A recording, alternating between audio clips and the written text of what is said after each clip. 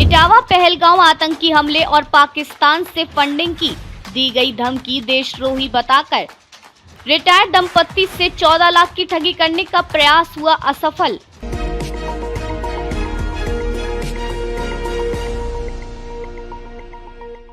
इटावा जनपद में बकेवर के आजाद नगर में रहने वाले एक रिटायर्ड दंपत्ति अरविंद गुप्ता व सुधा देवी को ठगों ने फोन करके कहा, पहलगांव में जहां आतंकी हमला हुआ था वहां आपका आधार कार्ड मिला है और आपके अकाउंट में पाकिस्तान से 40 लाख भेजे गए हैं। आप देशद्रोही हो, अपने आप को बचाना है तो बैंक जाकर आरबीआई के लिए एक फॉर्म भरो। ठग ने आरटीजीएस कराने के लिए फोन पर बात करते करते फॉर्म भराया जिसमें 14 लाख रुपए और अपना अकाउंट नंबर लिखाया। तभी बैंक अधिकारियों की सतर्कता और पीड़ितों की जागरूकता से यह साजिश विफल हो गई। सुधा देवी ने बताया कि 4 घंटे तक लगातार फोन पर उन्हें डराया जाता रहा और भ्रमित कर ठगी की योजना बनाई जाती रही। समय रहते बैंक अधिकारियों की मदद और हिम्मत दिखाकर उन्होंने खुद को और 14 लाख को बचा लिया। क्या नाम है और किस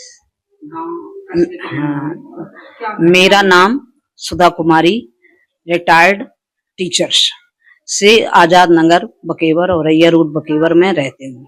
मेरे पति के पास फोन आया, उसने मेरा नाम भी पूछा कि आपकी पत्नी का नाम क्या है, वो भी बताया और बताने के बाद उसने कहा लाख कर लो, तो हमने लाख भी कर लिया। हम थोड़े भयभीत तो हुए, लेकिन उसने देशद्रोह का मुकदमा कहने से हम इतने भयभीत हो गए कि हम कुछ नहीं, वो जो कहता रहा और हम अपनी बात को बताते गए। इसके बाद जब हमारे पति ने ये सब बातचीत कर ली तो उसने मेरा मोबाइल फोन का आप खुला, ऐसे ही लेके जाएंगे बैंक।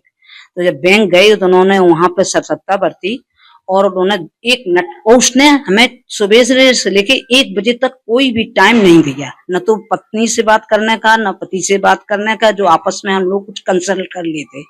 फिर जब हम वहां पे पहुंचे तो इन्होंने आरटीजीएस फार्म भी भरवा दिया, कैशियर को दे भी दिया। उसके बाद इनका दिमाग एकदम 14 लाख का फार्म भरवाया और कैशियर को दे दिया। कैशियर ने कहा ये क्या लिखा आपने, यस बैंक, ये क्या लिखा है, तो कि ये चेक पे लिखो पीछे। इतना कहने के बाद मैंने कहा हम सर मैनेजर साहब के पास जा रहे हैं, उनसे बात करेंगे। मैनेजर साहब के पास गए तो मैनेजर साहब ने देखा फोन तो वो कहने लगा आप कौन बोल रहे हो। उन्होंने कहा देख लीजिए साहब, हम शाखा प्रबंधक है, बस इतना कहा उन्होंने और कुछ नहीं कहा। उसके बाद में 2 व्यक्ति और खड़े थे तो उन्होंने कहा कि अरे गालियां देने लगे कि ये तो ठग है, ठगी के शिकार है, गालियां देने लगे और बोले आप कैसे फंस गई इसमें, हैं आपको तो नहीं फंसना चाहिए था, आप तो इतनी समझदार होते हुए भी। खैर कोई बात नहीं। फिर जो चौधरी कैशियर थे, हेड कैशियर और प्रबंधक के साथ दोनों लोगों ने मेरा सहयोग किया और मुझे सांत्वना दी। और उसको एक भला सा व्यक्ति और 2 एक खड़े थे तो उन्होंने उस व्यक्ति को बहुत गालियां सुनाई। जैसे ही उसने गालियां सुनाई वैसे ही उसने अपनी सब डिलीट मार दिया। गनीमत तो ये रही कि मेरे पास न तो एटीएम कार्ड था, न हम चलाते हैं, और न मेरे पास डबल मोबाइल था। एक ही मेरे पति के मोबाइल में मेरी सिम पड़ी है। दो सिमों से एक ही मोबाइल पर काम करते हैं। एटीएम कार्ड न मेरा था न मेरे पति का था।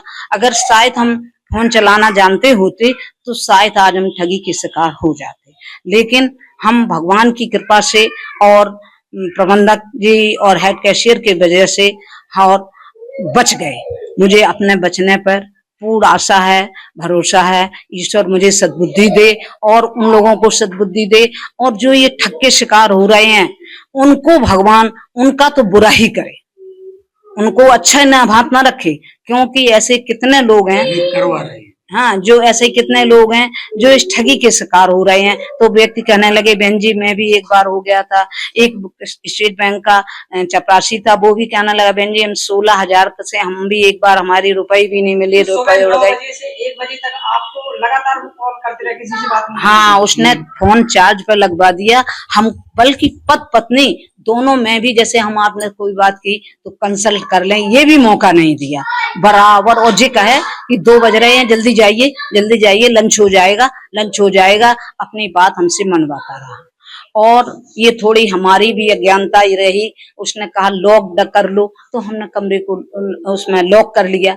सांकड़ लगा ली। मतलब उसने कहा मेरी बात कोई ना जानने पाए, तो ये भी हम करते रहे। और जब हम बैंक पहुंचे तो हमें थोड़ा साहस हुआ कि अब हम मैनेजर साहब के सामने अपनी बात कहेंगे तो कुछ ना कुछ मुझे जरूर सही उत्तर मिलेगा। फिर हम मैनेजर साहब के पास गए और अपनी बात कही, तो उन्होंने मेरी बात को स्वीकार किया, सुना, और कैसे दोनों लोगों ने मेरा सहयोग किया और हम ठगने से बच गए। ईश्वर को हम बार बार धन्यवाद। अरे टेरर तो 24, 25, 26 3 दिन हो गए हैं, आज तक रोटी नहीं खाई है, कहीं चाय पानी पी के। क्या नाम है दादा? अरविंद क्या घटना हुई? अरविंद कुमार गुप्ता मेरा नाम है। बकेवर में आजाद नगर मोहल्ला में मेरा घर है।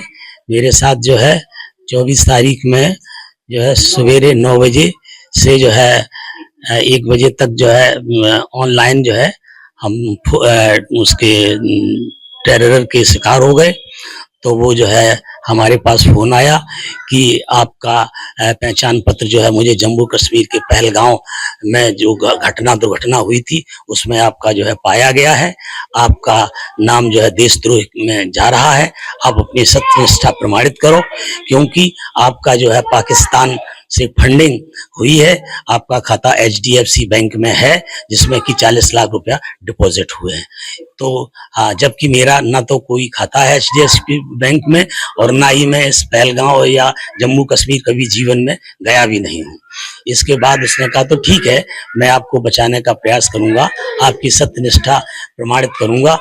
तो आप जो है सत्यनिष्ठा में आप बताइए कि आपके पास क्या मतलब जो है धन संपत्ति है, आपका खाता कहीं है, आप पेंशनर हैं तो कहाँ खाता है। तो मैंने अपना बता दिया कि स्टेट बैंक ऑफ इंडिया में खाता है, उसमें मेरी पेंशन आती है। तो उसने कहा ठीक है, उसका अकाउंट नंबर बताइए, और अकाउंट नंबर उसकी चेक जो है ले लीजिए, और वहाँ बैंक में जाकर के जो है बैंक के भीतर नहीं, हमसे बाहर बात करना, और हमको जो है सर नहीं कहना, हमको बेटा करके बात करना, और उसमें RTGS में जो है धनराशि जो है भर दीजिए।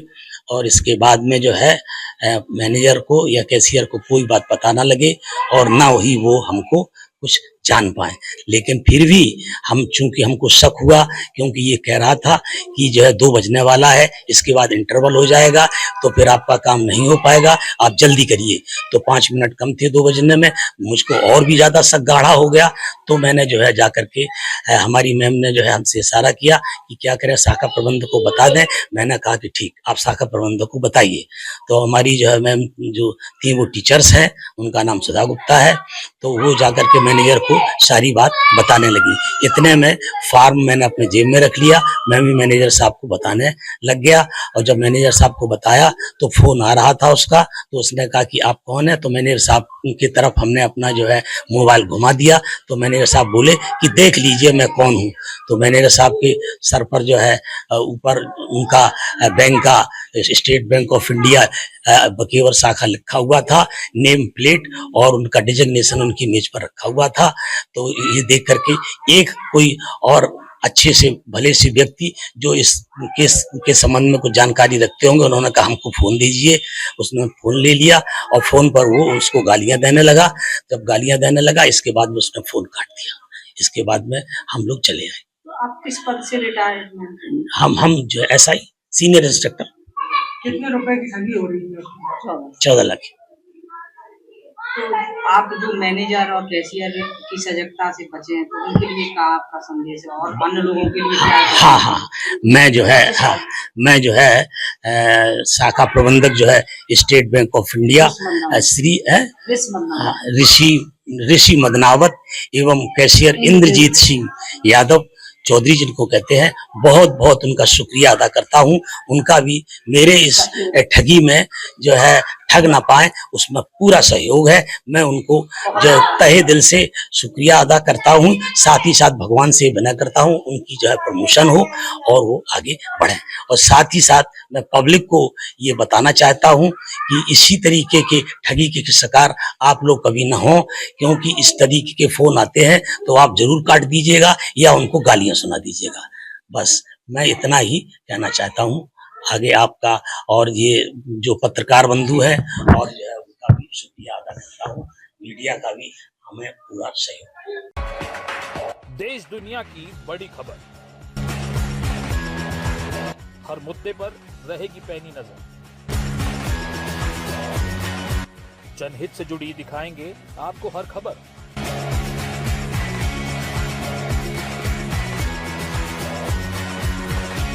कंटाप टीवी के खास प्रोग्राम मुद्दे की बात ब्रजकिशोर शर्मा के साथ देखिए कंटाप टीवी पर।